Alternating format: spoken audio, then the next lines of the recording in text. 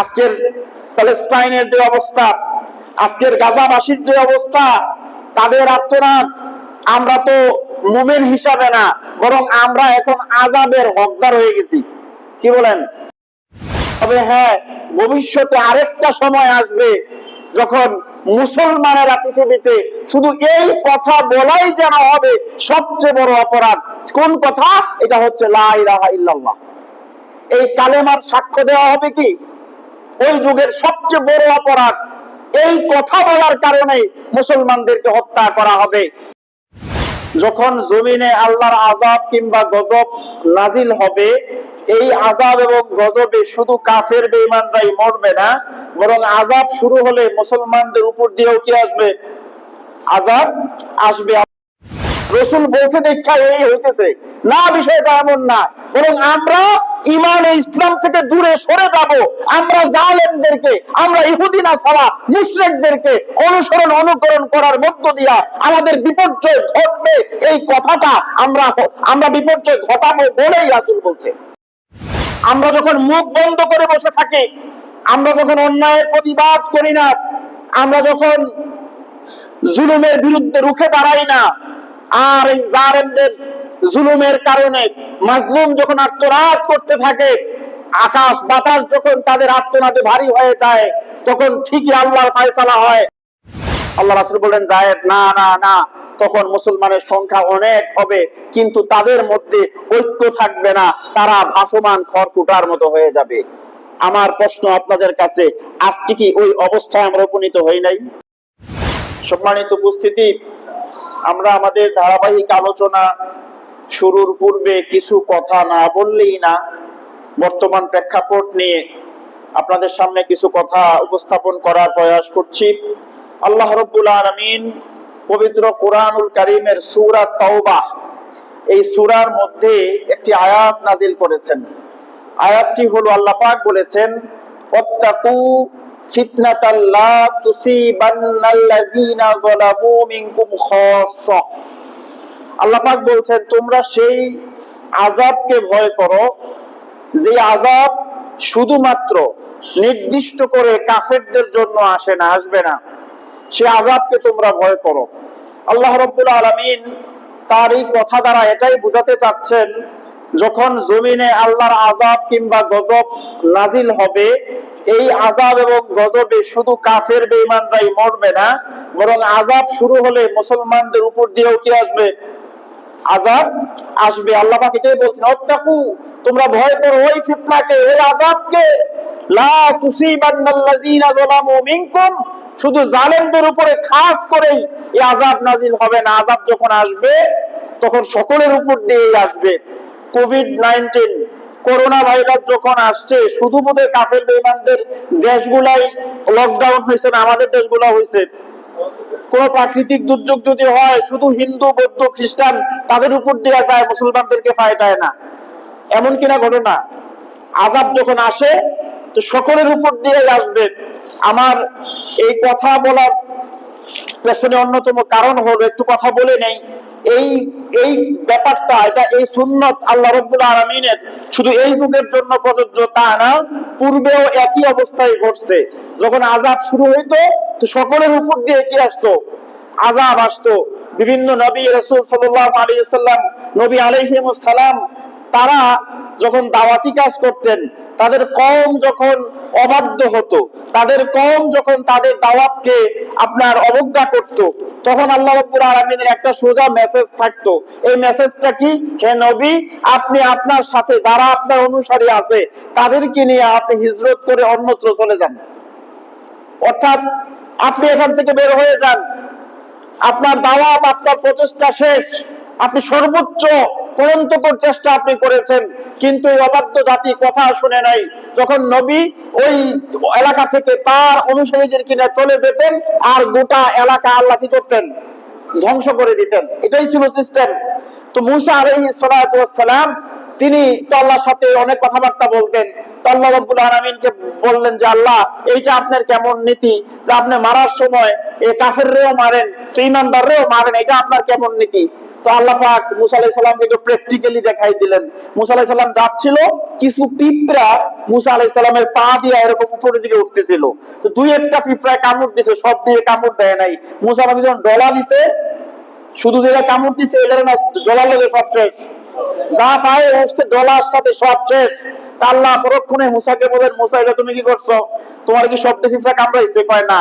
কামড় দিছে দুইটা বা তিনটা, তো মারছো কয়টা?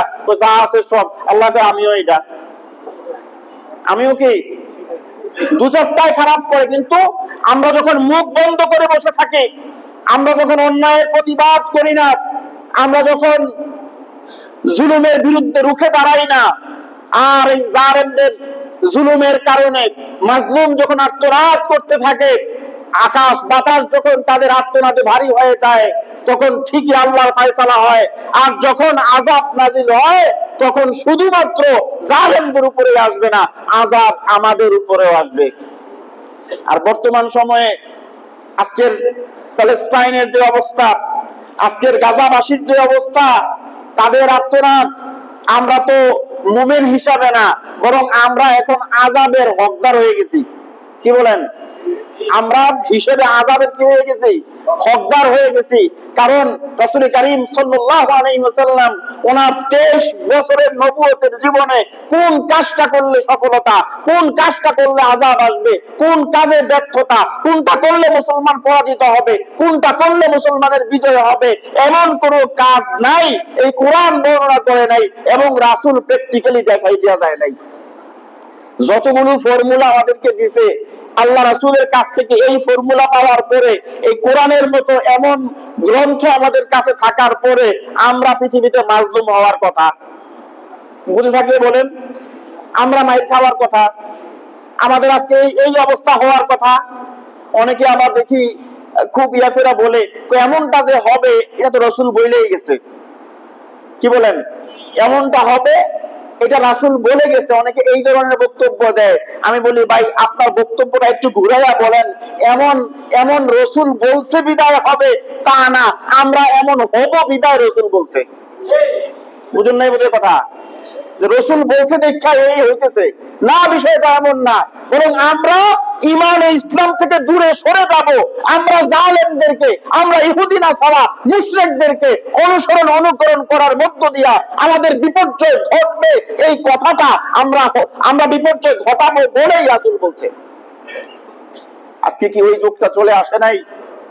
আল্লাহ রাসূল সাল্লাল্লাহু আলাইহি ওয়াসাল্লাম তিনি কাবা শরীফের গায়ে হেলান দিয়ে বিশ্রামরত অবস্থায় ছিলেন। যায়েদ রাদিয়াল্লাহু তাআলা আনহু, প্রচন্ড অত্যাচার আর জুলুম চলতেছিল তখন মক্কায়। মুসলিম মুসলমানরা নতুন ইসলাম গ্রহণ করেছে, তারা দ্বীনের কাজ করার চেষ্টা করতেছে, কিন্তু পুরা মুসলমান অবরুদ্ধ, তারা কোনো কথা বলতে পারে না, বাক স্বাধীনতা নাই, যেখানে পায় সেখানে হত্যা করে, যেখানে পায় সেখানেই আযাব ও গজবের স্টিমুলার চালাই দেওয়া হয়। এই অবস্থা যখন চলতেছিল, মুসলমানরা কোনো সহযোগিতা নাই, কিচ্ছু নাই, চরম দুরবস্থার মধ্যে মুসলমানরা। যায়েদ রাদিয়াল্লাহু তাআলা আনহু এসে বলল, ইয়া রাসূলুল্লাহ মাতা নাসরুল্লাহ, সাহায্য আল্লাহর কবে আসবে, সাহায্য আল্লাহর কবে আসবে? ইয়া রাসূলুল্লাহ একটু দোয়া তো করেন যাতে আল্লাহ আমাদেরকে সাহায্য করে, এই অবস্থা থেকে আমাদেরকে মুক্তি দেয়। যায়েদ রাদিয়াল্লাহু আনহু আল্লাহ রাসূলের কাছে এই কথা এসে বললেন। রাসূল কারীম সাল্লাল্লাহু আলাইহি ওয়াসাল্লাম যায়েদ রাদিয়াল্লাহু আনহুর কথার জবাবে বললেন, যায়েদ অধৈর্য হয়ে যেও না, সবর থেকে দূরে চলে যেও না। এমন জাতীয় পৃথিবীতে ছিল, শুধুমাত্র তারা এই কথা বলছে আল্লাহ ছাড়া কোনো ইলাহ নাই, আল্লাহর তাওহীদের সাক্ষ্য দেওয়ার কারণে ওই মানুষগুলোকে উপর করে মাটিতে শুইয়ে দিয়া, তাদের শরীর থেকে লোহার আশ্রা দিয়া, তাদের শরীর থেকে গোশতগুলো আলাদা করা হতো, হাড্ডিগুলো আলাদা করা হতো। তারপরে ওই জাতির ইমানদাররা ঈমান থেকে বিচ্যুত হয় নাই। বহু মানুষকে শুধু ঈমানের কারণে কড়াইয়ের মধ্যে তেল গরম করে ওই গরম তেলের মধ্যে ছেড়ে দেওয়া হতো। এইরকম অবস্থা অতীতে গিয়েছে। তবে হ্যাঁ, ভবিষ্যতে আরেকটা সময় আসবে যখন মুসলমানেরা পৃথিবীতে শুধু এই কথা বলাই যেন হবে সবচেয়ে বড় অপরাধ। কোন কথা? এটা হচ্ছে লা ইলাহা ইল্লাল্লাহ। এই কালেমার সাক্ষ্য দেওয়া হবে কি ওই যুগের সবচেয়ে বড় অপরাধ। এই কথা বলার কারণে মুসলমানদেরকে হত্যা করা হবে। তখন যায়েদ রাদিয়াল্লাহু আনহু বললেন, ইয়া রাসূলুল্লাহ, তখন কি মুসলমান সংখ্যায় খুবই কম হবে? তখন কি মুসলমান সংখ্যায় খুবই কম হবে? আল্লাহ রাসূল বললেন, যায়েদ, না না না, তখন মুসলমানের সংখ্যা অনেক হবে, কিন্তু তাদের মধ্যে ঐক্য থাকবে না, তারা ভাসমান খড়কুটার মতো হয়ে যাবে। আমার প্রশ্ন আপনাদের কাছে, আজকে কি ওই অবস্থায় আমরা উপনীত হই নাই? প্রায় 200 কোটি মুসলমান সারা পৃথিবীতে, পৃথিবীর একটা বিস্ফোরা সকল মুসলমান থুতু ফেললে এই ইসরায়েল নামক এই জানোয়ার গুলো বেঁচে যাওয়ার কথা, কিন্তু গোটা বিশ্বের সমস্ত মুসলমান আজকে ভোগ বিলাসিতা, নারী আর ভোগ বিলাসিতায় এমন ভাবে নিমজ্জিত হয়েছে, ভুলে গেছে তাদের আখিরাতের কথা, ভুলে গেছে তাদের ইসলাম ও দ্বীনের কথা। ঠিক কিনা বলেন? যার কারণেই এরা এই দুঃসাহস দেখাতে পারতেছে, কেউ কিচ্ছু বলার নাই। হ্যাঁ, আমরা আমাদের সর্বনিম্ন ঈমান থেকে হয়তো আমরা রাস্তায় নামি, একটু মিছিল দেই, যাই করি না কেন, আপনি বিশ্বাস করেন এতে ওই জালেমদের সামান্য কিচ্ছু হয় না, কিচ্ছু হয় না। কারণ যেখানে যে মেডিসিন দরকার ওইখানে ওই মেডিসিন না দিয়া ব্যান্ডেজ করলে কাম হইব? বুঝুন নাই বোধহয় কথা। ইসলাম সারা পৃথিবীতে বিজয়ীর দেশে থাকবে, ইসলাম সারা পৃথিবীতে বিজয়ী হয়ে থাকবে, সারা পৃথিবী কোরআন দিয়ে শাসিত হবে। এই ফর্মুলাকে অ্যাপ্লাই করার জন্য আল্লাহ রাব্বুল আলামিন কোরআনের প্রায় হিসাব করলে 7 থেকে 8 পারা পরিমাণ জায়গা শুধু জিহাদ জিহাদ জিহাদের কথা বলে আল্লাহ কোরআনকে সমৃদ্ধ করেছেন। আর ওই এত বড় আল্লাহর নিয়ামত থেকে যখন মুসলমানেরা বঞ্চিত হয়েছে, মুসলমানেরা মুখ ফিরিয়ে নিয়েছে, তখনই হাতে চুরি পরে মুসলমানেরা ওই ইহুদি খ্রিস্টানের দাসে পরিণত হয়েছে। আমি আপনি আমার আপনার ঠিকে ওই টোপ গিলাইছে, জিহাদ মানে জঙ্গি, জিহাদ মানে উগ্রবাদী, জিহাদ মানে মৌলবাদী, জিহাদ মানে সন্ত্রাস, এগুলো আমাকে আপনাকে ঠিকে তারা গেলাইছে। এরা বিভিন্ন সময়ে এদের ক্রুসেড বন্ধ করে নাই। জর্জ ডব্লিউ বুশ সে যখন ইরাকে অ্যাটাক করে, সে তার এক বক্তৃতার ফাঁকে সে বলেই ফেলছে, এটা আমাদের ক্রুসেড। এটা আমাদের কি ক্রুসেড? হচ্ছে খ্রিস্টানদের ধর্মযুদ্ধ। সে তার মুখ দিয়ে বলে ফেলছে। তো আমরা মুসলমান ওদের দেওয়া টোপ গিলে আমরা আমাদের জিহাদ থেকে দূরে চলে এসেছি। আজকে যদি ওই জিহাদের হুঙ্কার মুসলমানদের থাকতো, তো সালাউদ্দিন আইয়ুবীদের ইতিহাস মুসলমানরা না ভুলে যেত, গোটা পৃথিবীর একটা কাফের বেঈমান মুসলমানদের দিকে রক্ত চক্ষু দেখানো দুঃসাহস করতে পারতো না। আমরা দূরে সরে গেছি। আমাদেরকে অনেক কিছু শিখাইছে ভাই। এই কথা বলতে গেলে অনেক কথা বলতে হবে। এক হচ্ছে পশ্চিমা বিশ্ব আমাদেরকে মডার্নাইজ করেছে, এরা এদের ভাষা আমাদেরকে সিভিলাইজ করছে। এদের মারু হাফ প্যান্ট গুলা, এদের নারীদের উলঙ্গ ড্রেস গুলা, এদের কালচার, এদের নগ্নতা, এগুলো আমাদের মধ্যে প্রসার ঘটিয়েছে। এরকম ইলেকট্রনিক্স ডিভাইস আমাদেরকে ধরাই দিছে। আর এদের আবিষ্কার করা কিছু গেমস, খেলাধুলা, সিনেমা, নাটক, মুভি, এগুলো আমাদেরকে ধরাই দিয়া আমাদের যুবকদেরকে তাদের ঈমান হারা, চেতনা হারা করে ছেড়ে দিয়েছে। একদিকে তারা যেমন ওই দিক দিয়ে লাগছে, ওই দিক দিয়ে এদিকের এই পাশে কিছু মুশরিক আছে। জানেন তো কোন রাষ্ট্র এটা? বুঝেন নাই বোধহয় কথা। এই এদিকের কিছু মুশরিক আছে, আর তার কিছু দোসর, আর কিছু আছে আমাদের বাঙ্গু নাস্তিক। এরা আবার আমাদেরকে চেতনা শিখায়। চেতনা বলতে কি? মুক্তিযুদ্ধের চেতনা, এই চেতনা, সেই চেতনা। এটার পেছনে কি? প্রগতিশীল, এই হও সেই হও। আমি সবগুলো অ্যানালাইসিস করার পরে দেখবেন তাদের যত চেতনার কথা বলে সবগুলো চেতনার পেছনেই ইসলাম বিদ্বেষ। কথায় কথায় মৌলবাদ, ধর্মীয় উগ্রতা, এগুলো তারা বলে। এগুলো বলার পেছনে কি বলতে চাও? যত চেতনার কথা বলো, তোমাদের সমস্ত চেতনা কার বিরুদ্ধে? মুসলমানদের বিরুদ্ধে। অথচ মুসলমানদের ইতিহাস পড়ে দেখো, তারা যে অঞ্চল বিজয় করেছে, ওই অঞ্চলের শুধু মানুষ কেন, শুধু ইহুদি খ্রিস্টান কেন, ওই অঞ্চলের কুকুর বিড়াল গুলা পর্যন্ত অধিকার পেয়েছে। সুবহানাল্লাহ। তোমরা কাকে শিখাও এগুলো? মানুষ তো শান্তি পাবে তখন, আল্লাহর দ্বীন কায়েম হবে যখন। তার আগ পর্যন্ত কেউ অধিকার পেতে পারে না। তার আগ পর্যন্ত কোন মানুষ তার অধিকার প্রতিষ্ঠিত করতে পারে না। সম্মানিত উপস্থিতি, আজকে আমাদেরকে দেখবেন আমাদের যুবকরা খেলাধুলায় লিপ্ত। ইসরায়েলের কোনো ক্রিকেট টিম নাই, আপনাদের জানার মতো আসেনি। ইসরায়েলের কোনো ক্রিকেট টিম নাই, ইসরায়েলের কোনো ফুটবল টিম নাই। তো আমাদের মাশাআল্লাহ কোনটার অভাব নাই। নিজেরা তো খেলে খেলে কোন দেশে কোন চিপায় কোন ক্লাবে কোন খেলা হইতেছে, আমার দেশের যুবক এই পোলাপান গুলা রাত কি রাত জেগে নিজের মূল্যবান হায়াতকে শেষ করে এগুলার পেছনে ছুটতেছে, গোটা জাতিকে ইসলামী চেতনা শূন্য করে ছেড়ে দিয়েছে। আর আমাদের দেখেন তো আল্লাহ রাব্বুল আলামিন আমরা যেন বিজয়ী থাকি সব ব্যবস্থা আল্লাহ করে দিয়েছে। আমরা এখন কিসের আশায় বসছি জানেন? আমরা আবার মনে মনে ভাবতেছি আল্লাহ আপনি আবাবিল পাখি পাঠান। কয় কিন্তু কয় এটি কয় না, দেখবেন যে ফেসবুকে দেখবেন আল্লাহ আপনি আবাবিল পাখি পাঠান, আল্লাহ হেলায় আবাবিল পাখি পাঠানোর লেগা কি কন। আরেকবার লিখছে যদি আবাবিল পাখি আইয়ে তো ইহুদিদের আগে আগে আমরা উপরে পাথর হালাইব। বুঝুন নাই বুঝে কথা? হেরা তো ইহুদি, হেরা শত্রু, এদের কথা কোরআন বলছে। মুসলমানদের সবচেয়ে বড় শত্রু কারা? ইহুদিরা। তো আমরা যারা আছি আমরা সব ইহুদির অনুসরণ করি। আগে পাথর কি ইহুদিদের উপরে পড়বে না আমাদের উপরে পড়বে? ওই আমি যে প্রথম যে আয়াতটা বলছি, ওয়াত্তাকু ফিতনাতাল লা তুসিবান্নাল্লাযিনা যালামু মিনকুম খাসসা, আযাব আসতে শুধু জালেমদের উপরে আসবে না, আমাদের উপরেও আসবে। আল্লাহ তাআলা স্বয়ং মুহাম্মদ সাল্লাল্লাহু আলাইহি ওয়াসাল্লাম তিনি মক্কা থেকে যখন ওনাকে মেরাজে নিয়ে যাওয়া হয়, একই নবী বুরাকে চড়াইয়া বাইতুল মুকাদ্দাসে নিয়ে যাওয়া হয়েছে, ওখান থেকে মেরাজ করানো হয়েছে। রাতের সামান্য সময়ের ভিতরে আল্লাহ রাব্বুল আলামিন তার কুদরতের অসংখ্য নিদর্শন দেখাইয়া আবার আল্লাহ রাসূলকে আল্লাহ রাব্বুল আলামিন মক্কায় ফিরাই দিয়েছেন। যে রাসূল মক্কা থেকে আঙ্গুলের ইশারা করার পরে চাঁদ দ্বিখণ্ডিত হয়ে গেল, অসংখ্য মুজিজা রাসূল কারীম সাল্লাল্লাহু আলাইহি সাল্লামের প্রকাশ পেল, ওই নবীও যখন প্রয়োজন হলো হিজরতের রাতে আল্লাহ রাসূল সাল্লাল্লাহু আলাইহি সাল্লাম বুরাকে চড়ে মদিনায় গেছে না পায়ে হেঁটে উঠে চড়ে মদিনায় গেছে? ওই সময় কি আল্লাহর বুরাক ছিল না? যখন যেটা প্রয়োজন ছিল। এইটা উম্মতের জন্য শিক্ষা, এইটা দুনিয়া, এখানে পরীক্ষা দেওয়ার জন্য আমরা এসেছি।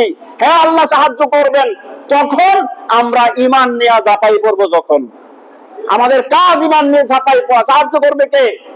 আল্লাহ। ঈমান নিয়ে বের হব না, আমরা আমাদের ইসলামের চেতনা থেকে বহু দূরে থাকবো, কোরআনের শিক্ষা থেকে দূরে থাকবে। আর ঘরে বৈশা বৈশা আল্লাহ আবাবিল পাখি পাঠান, কি বলেন? আবাবিল পাখি পাঠাই দেন, সব ধ্বংস করে দেন। আমরা থাকতাম গরম, আমরা কোরআনের শাসনের কাছেও আসবো না, আমরা রাসূলুল্লাহর সুন্নতের কাছেও আসবো না। আবাবিল পাখি আমাদেরকে দিন কায়েম করে দিয়ে যাবে।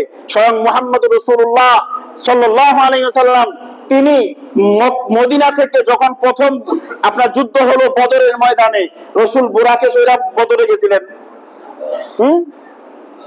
সাহাবায়ে কেরামকে নিয়ে রোজা রেখে উট ঘোড়া বাকি পদাতিক ওখানে গিয়া সশরীরে যুদ্ধ করতে হয়েছে রাহমাতুল লিল আলামিন বিশ্বনবী মুহাম্মদ রাসূলুল্লাহ সাল্লাল্লাহু আলাইহি ওয়াসাল্লামকে। সুতরাং বুঝতে হবে রাসূল যখন সশরীরে যুদ্ধ করছে তো আমাদেরকেও করা লাগবে। ঘরে বসে আবাবিল পাখি ডাকলে হেজ্জাও হয়তো না, বুঝুন নাই বুঝে কথা? কাউও কা করে ডাক দিত না, ঘরে বসে আবাবিল পাখি ডাকছারি আমরা সবাই।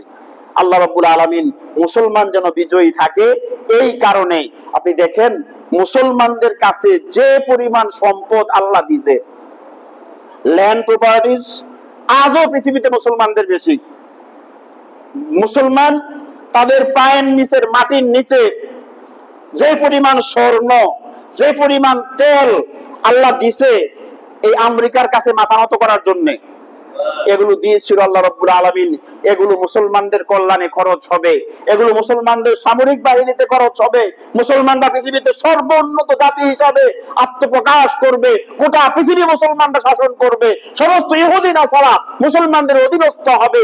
এই কারণে আল্লাহ এগুলো দিয়েছিলেন। আর আমরা এগুলো সহ শুধু আমাদের রাজতন্ত্র আর ক্ষমতার সিংহাসন ধরে রাখার জন্য আমরা ইহুদি খ্রিস্টানদের মাথার তলে পায়ের নিচে গিয়ে আমরা মাথা দিছি, যার কারণে এই রকম অত্যাচার হচ্ছে, এই পরিমাণ জুলুম হচ্ছে।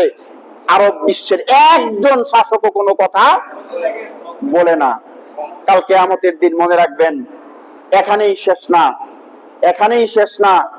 আজকের দুনিয়ার জিন্দেগিটা শেষ হয়ে যাবে।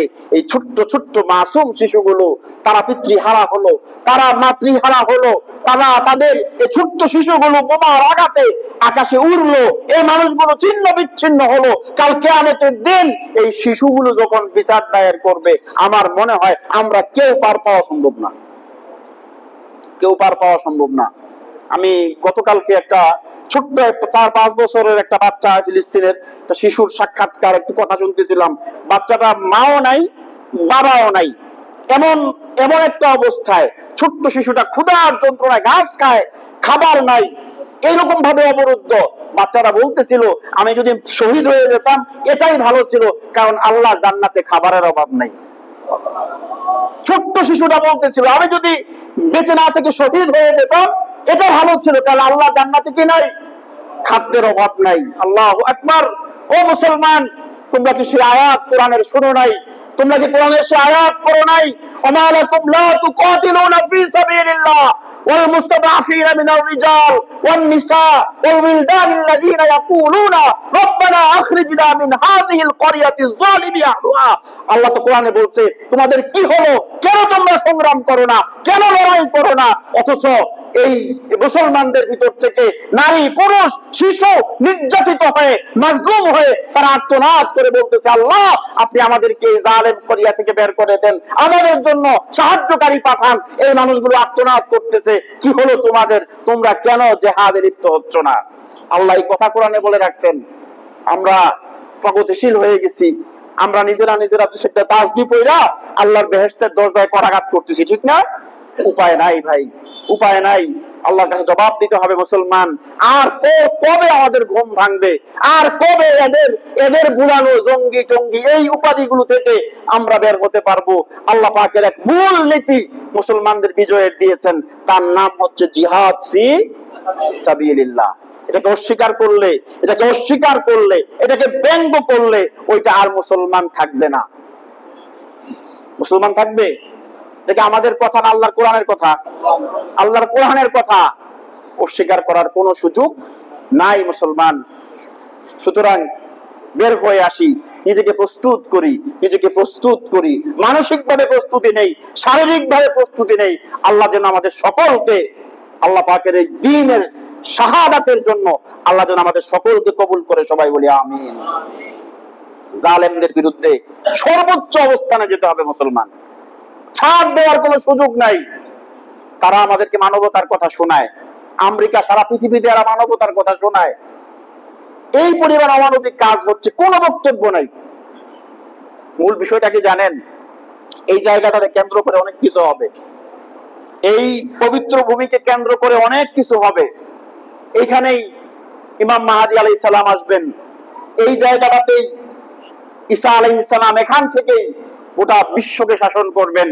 আবার দাজ্জাল এই অঞ্চলেই আসবে। তো সুতরাং তারা চেষ্টা করতেছে যতক্ষণ পর্যন্ত মুসলমানদেরকে নিশ্চিহ্ন করা না যায়, তারা দাজ্জালকে ওয়েলকাম করতে পারতেছে না। মূল টার্গেট ওইটা।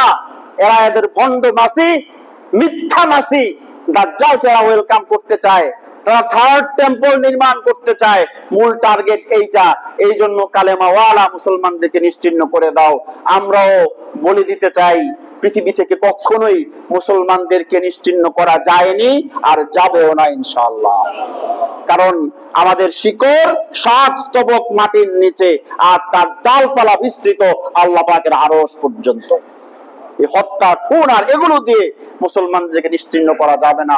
দোয়া করতেছি আল্লাহর কাছে, আল্লাহ রাব্বুল আলামিন যেন আমাদের সকলকে এই অবস্থার বিরুদ্ধে সর্বোচ্চ অবস্থান গ্রহণ করার এবং আল্লাহ রাব্বুল আলামিন তার স্বীয় সাহায্য যেন মুসলিম উম্মার উপরে নাজিল করেন, সবাই বলি আমিন।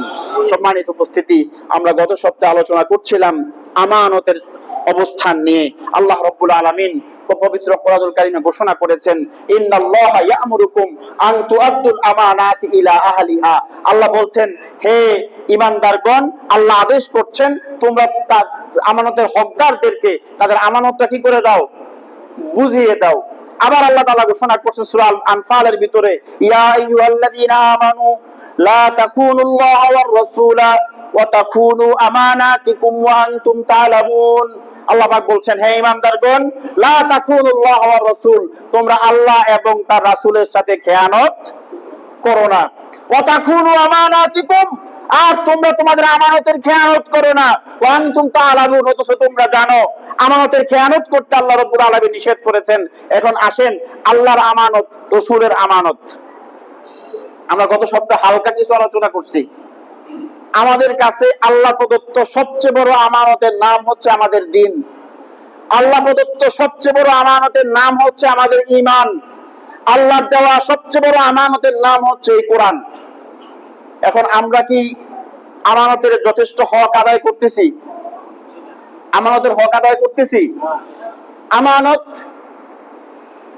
যারা হক আদায় করবে না তারা বিশ্বাসঘাতক। তারা বিশ্বাসঘাতক, যে আমানতের হক আদায় করে না, খেয়ানত করে। আল্লাহ পাক নিষেধ করছেন, লা তাখুনুল্লাহ ওয়া রাসূল, তোমরা আল্লাহ এবং তার রাসূলের কি করো না? খেয়ানত করো না। এখন আল্লাহর আমানত, আল্লাহর হুকুম, রাসূলের আমানত, রাসূলের সুন্নাহ, তার কোনো খেয়ানত করা যাবে না। প্রকৃত মুমিন হিসাবে আল্লাহর সামনে নিজেকে দাঁড় করাতে চাই, আল্লাহ এবং তার রাসূলের কোনো খেয়ানত করা যাবে না। এবং পাবলিকের যে আমানত গুলো আছে এগুলো যথাযোগ্যভাবে আদায় করতে হবে। দেখেন রাসূল করিম সাল্লাল্লাহু আলাইহি ওয়াসাল্লাম কোন দিন, কোন ধর্ম, কোন একটা জীবন ব্যবস্থা আল্লাহ আমাদেরকে দিয়েছেন, কত সুমহান এই জীবন ব্যবস্থা। আল্লাহ রাসূল সাল্লাল্লাহু আলাইহি সাল্লামের এক নাম ছিল আল আমিন। কি ছিল? যে খেয়ানত করে তারই তো আল আমিন কয়। বুঝেন নাই বোধহয় কথা। আল্লাহ রাসূল এমন একটা চরিত্র আল্লাহ রাব্বুল আলামিন ওনার মধ্যে দিয়েছেন, যে চরিত্রটা দেখেই অজস্র অসংখ্য মানুষ কালেমা পড়ছে। ইসলামের পূর্ব যুগে তখনও নবুয়ত প্রাপ্ত হন নাই, তার আগেই ছোট্টবেলা থেকেই রাসূল জীবনে একটা মিথ্যাও বলেন নাই, কারো খেয়ানত করেন নাই, কাউকে গালি দেন নাই। এই যে ওনার সুমহান আদর্শ আর চরিত্র, এটা দেখে কাফের মুশরিকরাই ওনার নাম দিয়েছে আল আমিন। নবীজির নাম আল আমিন আবু বকর রাদিয়াল্লাহু আনহুর দেওয়া নাম না। নবীজির নাম আল আমিন কোন মুসলমানের দেওয়া নাম না। নবীজির নাম আল আমিন এই উপাধি দিছে কে? কাফের মুশরিকরাই। কাফের মুশরিকরাই এই উপাধি ওনাকে দিছে। ওনার কাছে মানুষ ওই জাহিলি যুগেই সম্পদ আমানত রাখতো, ঠিক যেমনি সম্পদটা রাখতো, যখন আয়েশা চাইতো তখন ওইভাবেই ওইটা আল্লাহ রাসূল আবার ফেরত দিতেন। একদিকে তারা তাদের সম্পদ আমানত রাখে, অন্যদিকে তারাই আবার আল্লাহ নবীর দ্বীনের বিরোধিতা করে। আমরা বিভিন্ন সময় দেখছি বহু বড় বড় নেতা আছে যারা উপর দিয়া বলছে মৌলবী বালানা, হুজুররা এই করছে, হুজুররা সেই করছে। আবার ব্যবসা বাণিজ্যের সময় দেখা গেছে নিজের দলের সাথে না কইরা ওই হুজুরদের সাথে এসে ব্যবসা বাণিজ্য করছে। তারা ভালো করে বুঝে আমার দলের যে আমি যেমন চোর তেও চোর, তার লগে ব্যবসায় আমার লাভ হবে না, তার লগে ব্যবসা করলে খেয়ানত হবে। যাদেরকে আমরা মৌলবাদী মনে করি এরাই প্রকৃত আমানতদার, এদের সাথে ব্যবসা করলে একটা টাকাও মাইর যাবে না। তো ঠিক এই অবস্থা ছিল কোন সময়? রাসূলের সময়। তারা উপর দিয়া দ্বীনের বিরোধিতা করে আর টাকা পয়সা আমানত রাখে কার কাছে? আল্লাহ রাসূলের কাছে না টাকা পয়সা আমানত রাখে। বিরোধিতা যখন চরম পর্যায়ে পৌঁছলো, আল্লাহর হুকুম হলো রাসূল করিম সাল্লাল্লাহু আলাইহি ওয়াসাল্লাম তিনি হিজরত করবেন। এখন হিজরত যখন করবেন ওই সময়ও কাফেরদের মাল রাসূলের কাছে আমানত আছে। আমরা হইলে কি করতাম? একটু নিজে একটু যাচাই করি তো, যে বেটা তোর টাকা আছে আমার কাছে 5 লাখ, আর তুই আমারে মারতে আইছস, টাকা দে মুজা। কি বলেন? আমরা তো এটাই করতাম। তুমি টাকা রাখছো, তুমি মারতে আসছো, টাকা দিস। আমরা এরকম করতাম। সামান্য থেকে সামান্য কিছু হইলেই পাওনা আর দেয় না শেষ, আদায় আর করে না শেষ। এখন রাসূল করিম সাল্লাল্লাহু আলাইহি সাল্লাম হিজরতের হুকুম হলো। গভীর রাত আল্লাহ রাসূল ঘুম থেকে জেগে হযরত আলী রাদিয়াল্লাহু তাআলা আনহুকে বললেন, আলী তুমি আমার বিছানার উপরে তুমি আমার চাদরটা গায়ে দিয়া তুমি ঘুমাই থাকো। সকাল বেলায় যখন আমানতদাররা আসবে, যারা আমানত পাও না তারা আসবে, তারা এসে যখন চাইবে প্রত্যেকের সম্পদগুলো এদেরকে বুঝাই দিবা। যদি আমি এদের সম্পদগুলো বুঝাই না দিয়া যাই তাহলে কাফের মুশরিকেরা তারা বলবে মুহাম্মদ আমানতের খেয়ানত করছে, মুহাম্মদ আমানতের খেয়ানত করছে, এরা এটা বলবে। যেন এই কথা বলার সুযোগ না হয়, সকাল বেলায় তাদের আমানতটা তুমি বুঝাই দিবা। হযরত আলী রাদিয়াল্লাহু আনহু তিনি নিশ্চিন্তে রাসূলের চাদর গায়ে দিয়ে ঘুমায় গেলেন।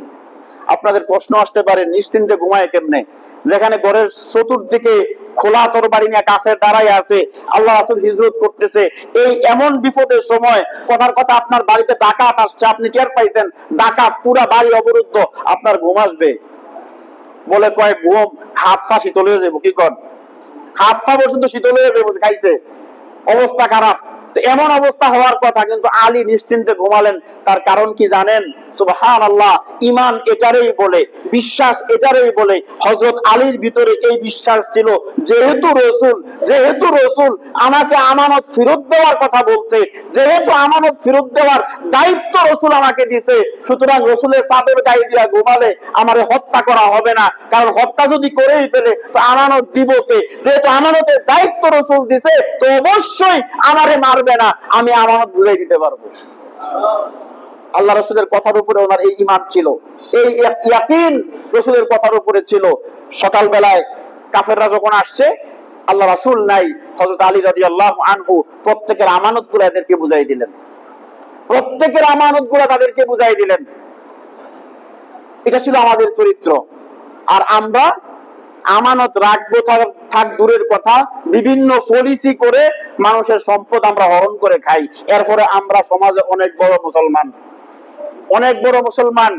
আল্লাহ রাসূল সাল্লাল্লাহু আলাইহি সাল্লাম বলছেন, লা ঈমানা লিমান লা আমানাতা ওয়ালা আহদা লাহু। ওই ব্যক্তির ঈমান নাই, ওই ব্যক্তির ঈমান নাই যেই ব্যক্তির ভিতরে আমানতদারিতা নাই, আর যেই ব্যক্তির ভিতরে ওয়াদা পূরণ করণের এই অভ্যাস যার মধ্যে নাই, ওয়াদার বরখেলাপ যে করে আর আমানতের খেয়ানত যে করে, আল্লাহ রাসূল বলছে লা ঈমান লাহু, ওই ব্যক্তির ঈমান নাই, ওই ব্যক্তির ঈমান নাই। এবার এই হাদিসের সাথে একটু নিজেদেরকে যাচাই করি তো, আমি কি আমানতের পরিপূর্ণ হক আদায় করি? আমি তো গত সপ্তাহে বলছিলাম, আমানত শুধু টাকা রাখার নাম।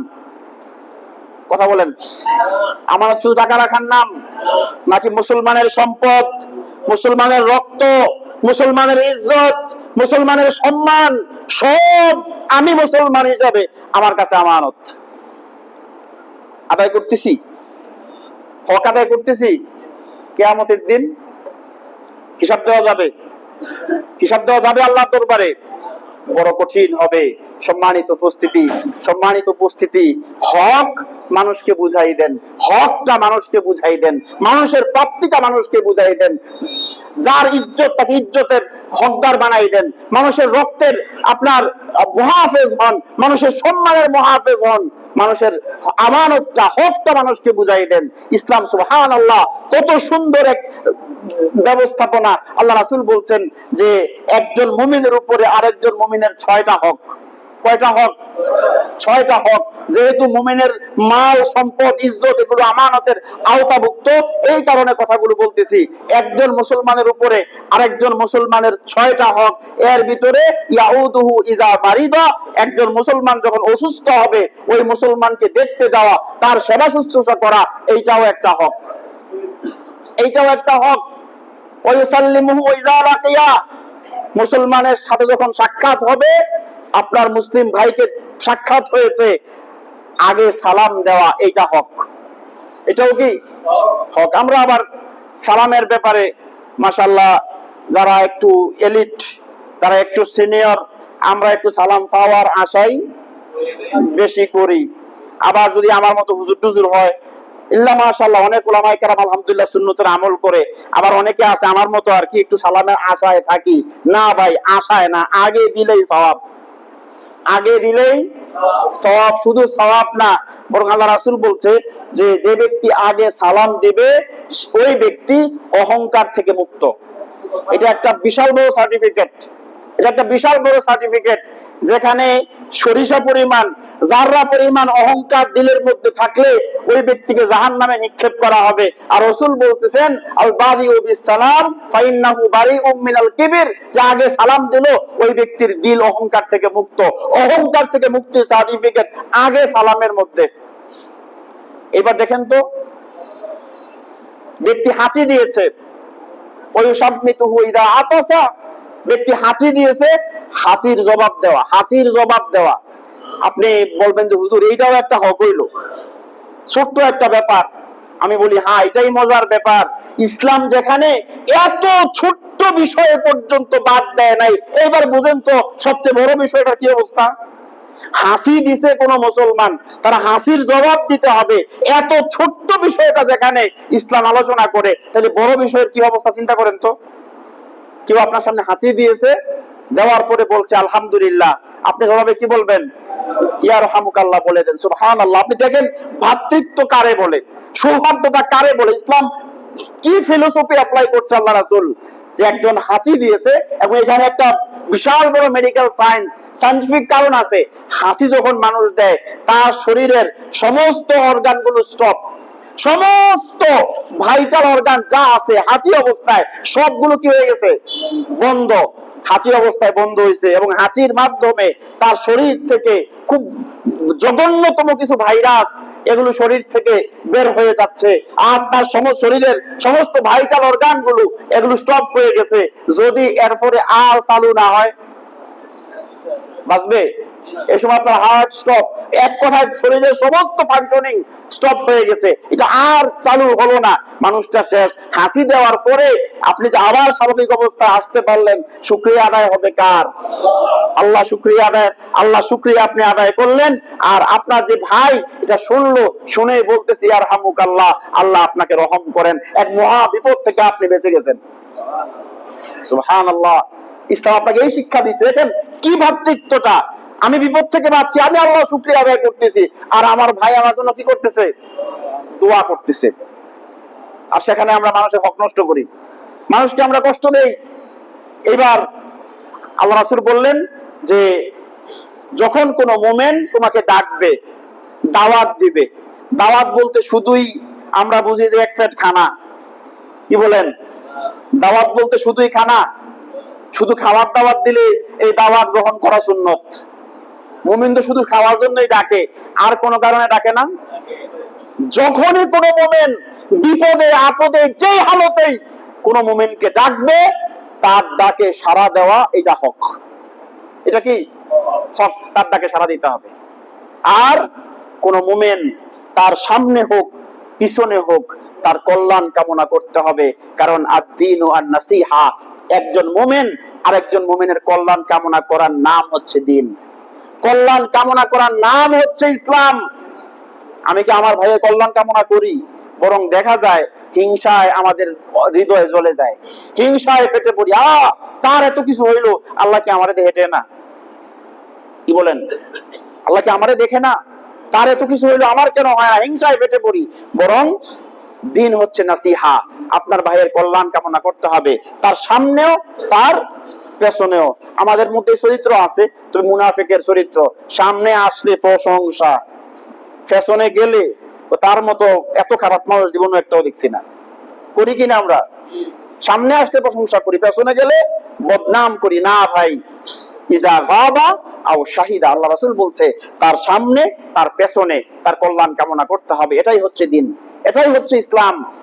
এখন দেখেন তো, আলী রাদিয়াল্লাহু তাআলা আনহু একবার আবু বকর রাদিয়াল্লাহু আনহুকে প্রতিদিন দেখলে আগে সালাম দিত। আজকে আলী রাদিয়াল্লাহু তাআলা আনহু আর আগে সালাম দেয় নাই। আবু বকর রাদিয়াল্লাহু তাআলা আনহু মনে করলো ব্যাপার কি, আজকে আলী কেন আগে সালাম দিল না? নিশ্চয়ই আলী কোনো কারণে আমার উপরে রাগান্বিত, বা কোনো কারণে সে মনে কষ্ট পাইছে।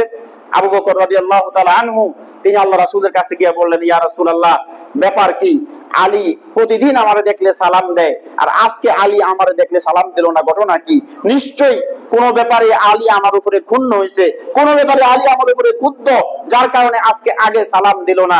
আল্লাহ রাসূল আলীকে ডাকালেন, ডাকায় বলেন, আলী, আমার জীবদ্দশায় এই অবস্থা, আমার ইন্তেকালের পরে তোমরা কি করবা? ঘটনা কি? কি ব্যাপার? প্রতিদিন আবু বকরকে সালাম দাও, আজকে কেন আগে সালাম দিলা না? আলী রাদিয়াল্লাহু আনহু বলেন, ইয়া রাসূলুল্লাহ, আপনি তো বলছেন যে আগে সালাম দেয় সাথে সাথে আল্লাহ রাব্বুল আলামিন জান্নাতে তার জন্য একটা বালাখানা তৈরি করে দেয়। প্রতি প্রতিদিন আমি আগে আবু বকরকে সালাম দিয়া জান্নাতের বালাকাটার মালিক হই, আজকে মনে মনে ভাবলাম আজকে আমি আমার সালামটা বন্ধ রাখি, আবু বকর আজকে আমারে সালাম দিয়া আমার ভাইও জান্নাতের বালাকাটার মালিক হয়ে যাক। একজন আরেকজনের কি কামনা করতেছে? কল্যাণ কামনা করতেছে। আমরা ধ্বংস কামনা করি, আমরা ক্ষতি কামনা করি। মুমিনের হক গুলো আদায় করেন, এগুলো আমানত, এগুলো আমানত, এগুলো আমানত। হক যখন আদায় হবে, সমাজ সুন্দর হবে, পারস্পরিক শত্রুতা দূর হবে, ভ্রাতৃত্ব তৈরি হবে। আল্লাহ রাব্বুল আলামিন এটাই ঘোষণা করেছেন কোরআনে যে ইন্নাল্লাহা ইয়া'মুরুকুম আন তুআদ্দুল আমানাতি ইলা আহলিহা। হে ঈমানদাররা, যারা ঈমান এনেছো আল্লাহর প্রতি, তোমরা তোমাদের ভাইদের হকগুলো আদায় করে দাও, আমানতগুলো আদায় করে দাও। যদি আদায় না করো তাহলে হবে খেয়ানতকারী। আর যে ব্যক্তি আমানতের খেয়ানত করবে, আল্লাহ রাসূল বলছে আয়াতুল মুনাফিকি সালাত, তিন মুনাফিকের আলামত তিনটা। ইজা হাদ্দাসা কাযাবা, কথা বলার সময় মিথ্যা বলবে। ওয়া ইজা ওয়াদা আখলাফা, যখন ওয়াদা করবে ওয়াদার খেলাফ করবে। ওয়া ইজা তুমিনা খানা, আর যখন তার কাছে আমানত রাখা হবে আমানতের খেয়ানত করবে। এই তিন বৈশিষ্ট্য যার মধ্যে থাকবে ওইটা হচ্ছে মুনাফিক। ওইটা কি? মুনাফিক। আর এই কথা আমরা সবাই জানি, মুনাফিক জাহান্নামের উঁচুতে না নিচুতে? সবচেয়ে নিচে, সবচেয়ে নিচে, সবচেয়ে নিচে জাহান্নামের থাকবে হচ্ছে মুনাফিকরা, সবচেয়ে নিচে থাকবে মুনাফিকরা। সুতরাং আমরা আমাদের ভাইদের হকগুলা সুন্দরভাবে আদায় করে দিই।